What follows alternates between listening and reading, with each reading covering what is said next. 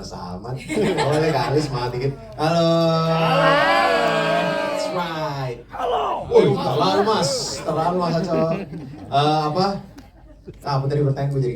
Oh iya. Kalau saat menulis lirik itu tuh awalnya lebih ke tujuannya dulu. Tujuan lagu ini tuh apa gitu. Lagu ini kan ditujukan untuk orang-orang yang ingin meminta maaf, tapi kayak orang-orang yang dia pengen meminta maaf tuh kayak udah males gitu sebenarnya. Padahal dia tuh beneran tulus merasa bersalah dan beneran pengen berubah gitu. Jadi makanya di refnya tuh ada yang kayak sampai kalau lah gitu, maksudnya sampai lu capek dengerin gue minta maaf tuh, gue mohon tolong dong gitu. Nah terus serunya nulis sama Mawar tuh jadinya aku dapat perspektif dari perempuan juga, karena awalnya ternyata pas aku kasih lagu ini dari Mawar dan dari tim Trinity juga ngasih tahu kalau lagunya agak terlalu maskulin ya ternyata gitu. Aku tuh nggak tahu gitu, ternyata pas aku dengerin ulang, oh iya deh, soalnya aku nyanyi tinggal gitu, oh ya pantesan maskulin gitu. Jadi ya diubah dikit-dikit sama Mawar, jadi mulai prihatin ini filmnya. Katanya lucu tadi, bapak-bapak yang itu bilang lucu. Nonton GJLS juga, lucu juga itu. Salah mas. Oh salah. Ya boleh dong promoin juga. Boleh, kan teman kita. tayangnya jauh, jadi boleh. Iya teman kita. Kalau tayangnya deket jangan, kalau tayangnya deket jangan, rebutan layar kita. Biar kita kali ini ya. Oke. Tapi kalau Mawar sendiri sebuah Tapi memang gue pernah ngomong sama Kristo, kalau kita bikin soundtrack, itu memang kita udah ada wacana, lu memang bilang kan, kok gue pengen nulis liriknya gitu kan. Ya, tapi gue kira waktu itu soundtrack buat agak lain, ternyata buat film ini. Ya udah nggak apa-apa juga, boleh. Soalnya kan Mawar memang salah satu pemeran utama di sini dan penyanyi juga kan, jadi main as well gitu loh. Dan ini jujur gue sama Pak Yonatan nggak banyak ikut campur sih jujur. Ini mereka berdua aja yang seru sendiri dengan ide-idenya mereka. Kita cuma denger, oh iya bagus lanjut gitu. Jadi nggak banyak ngoreksi atau ngasih masukan, dikit banget gitu. Jadi keterlibatannya lebih ke ngedilin aja langsung sama John. Iya, bayarin studio. Ya, urusan produser lah. Selamat siang teman-teman semua.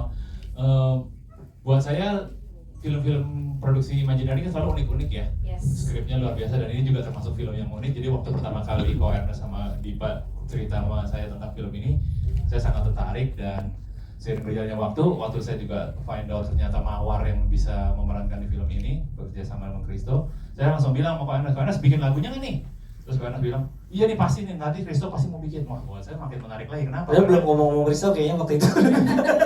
Baru akan kalian berdua. Todong aja dulu ya. Todong aja. Jadi saya pikir kan karena di landscape musik jarang ya sutradara pemainnya bikin lagu bareng ya. Bener. Kayaknya ini baru pertama kali ya, kalau aku nggak tahu deh nih bener apa nggak. Jadi luar biasa. Dan Mawar juga terus terang ini lagu pertama yang ditulis bareng Mawar juga gitu. Jadi waktu mereka collab bikin lagu di studio, begitu hasil saya selesai rekaman saya langsung kirim ke Koana sama Dipa.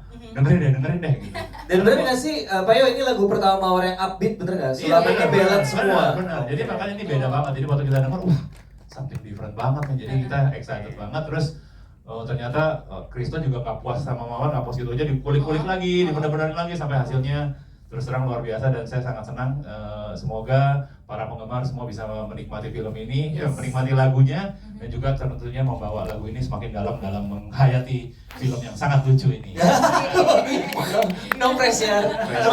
Tapi kalau dari beatnya sih emang bikin bikin alive banget ya, sangat membawakan lagu yang beatnya segini dan kayak kamu sendiri sebenarnya emang pengen juga nyoba atau emang gak ada pilihan sih harus beat segini?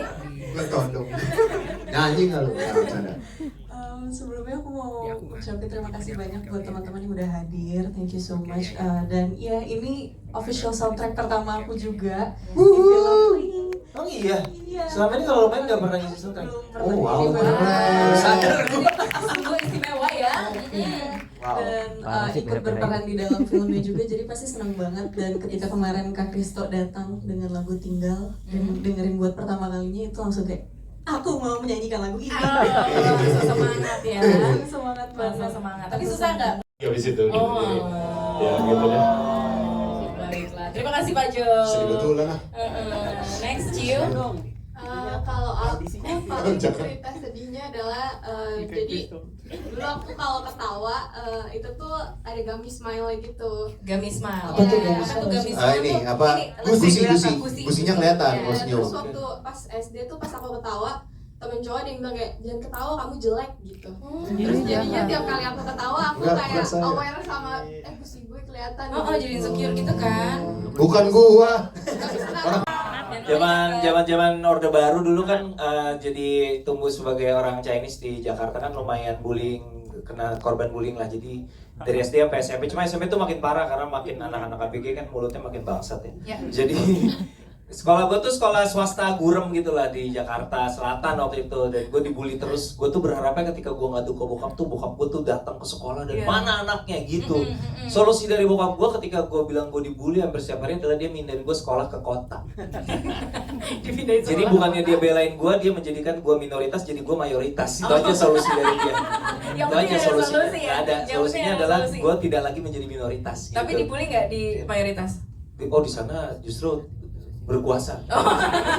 Di kota sekolah gue gila. Berarti bener solutif. Bener sih, bener, tapi tidak sesuai yang gue harapkan aja. Tapi anyway, semua bullying yang gue terima itu akhirnya jadi materi stand up, jadi materi film. Jadi kalau nggak dibully nggak akan ada imajinasi. Asik, mantap. Baiklah, kalau begitu langsung